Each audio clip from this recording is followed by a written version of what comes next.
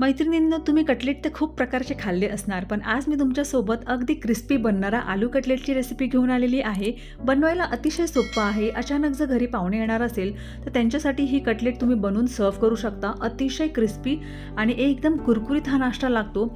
पाहुण्यांना देखील आणि घरच्यांना देखील खूप आवडेल इतका मस्त हा नाश्ता बनून तयार होतो. तर चला सुरुवात करूया. तर सर्वात आधी कटलेट बनवण्यासाठी इथे मी उकडलेले बटाटे घेतले आहे.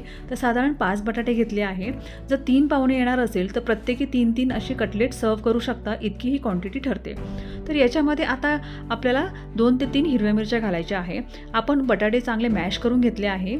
त्याच्यानंतर आपण याच्यामध्ये 2 ते 3 हिरव्या मिरच्या घातल्या. त्यानंतर मी 1 चमचा मोठा भरून धन्याची पावडर घातली. त्यानंतर पावभाजी मसाला घातला अर्धा चमचा आणि 1 चमचा मोठा भरून आपल्याला लाल मिरची पावडर घालायची. अर्धा चमचा आपल्याला हळद घालायची.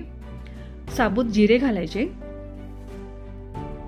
हिंग घालूया. बटाट्यापासून बनवतोय त्यामुळे हिंग घालूया, म्हणजे पचायला अतिशय सोपं राहील. 1 चमचा भरून आपण मीठ घालूया. थोडासा इथे मी गरम मसाला घालणार आहे. छोटा 1 चम्मच गरम मसाला घातलेला आहे आणि मस्त खूप सारी अशी कापलेली फ्रेश कोथिंबीर घातलेली आहे. आता कटलेटला परफेक्ट बाइंडिंग येण्यासाठी 2 ते 3 चमचे आपण इथे कॉर्नफ्लोअर घालूया.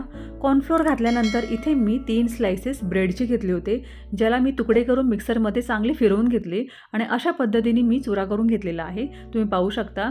या 2 आपल्याला इन्ग्रेडियंट याच्यामध्ये ॲड करायचं आहे, ज्याने आपलं कटलेट अगदी परफेक्ट बाइंड होतं आणि तळल्यानंतर पण बिलकुल पण जास्त तेल सोक करत नाही.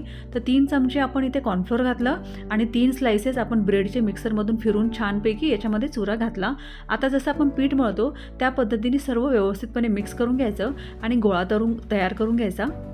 तुम्ही पाहू शकता इथे गोळा तयार झालेला आहे. आता आपण याला शेप द्यायचा. तर शेप देताना तुम्ही गोल पण बनवू शकतात किंवा तुम्हाला सिलेंडर साईजमध्ये जर आवडत असेल तसं पण तुम्ही बनवू शकतात. तुम्हाला जसं कटलेट हवं आहे त्या पद्धतीचा तुम्ही इथे शेप देऊ शकतात. इथं मी थोडं लांब असे गोलाकार असे शेप देते आहे. हे बघा, अशा पद्धतीने खूप सुंदर असे दिसतात आणि एकदम मस्त रेसिपी आहे. नक्की तुम्ही ही रेसिपी ट्राय करा. पाहुणे घरी अचानक येणार असेल तर त्यांच्यासाठी ही रेसिपी तुम्ही नक्की ट्राय करा. पाहुणे खूप स्तुती करतील. आणि थोडासा ब्रेड क्रम्स मी एका प्लेटमध्ये काढून घेतलेला आहे. आता जे आपण कटलेटला शेप दिलं होतं ते याच्यामध्ये असं ॲड करून त्याला असं कोटिंग करून घ्यायचं.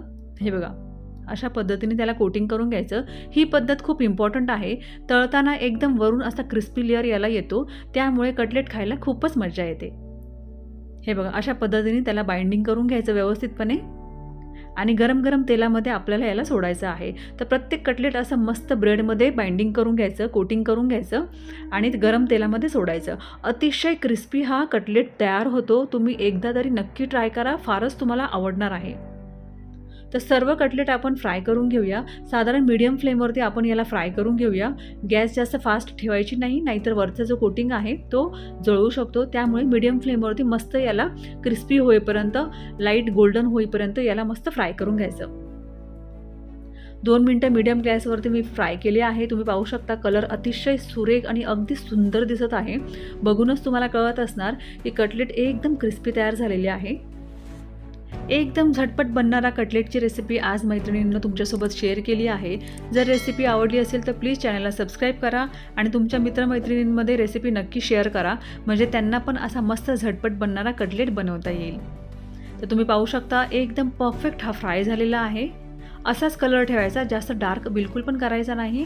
आता आपण याला काढून घेऊयात आणि तुम्ही बघू शकता, तुम्हाला बघूनच कळत असणार की वरचा जो लेअर आहे किती क्रिस्पी तयार झालेला आहे. तर आय होप मैत्रिणींनो तुम्हाला रेसिपी आवडली असेल. भेटूया अशाच मस्त रेसिपीसोबत पुढच्या रेसिपीमध्ये. तोपर्यंत रेसिपी ट्राय करा. Bye bye.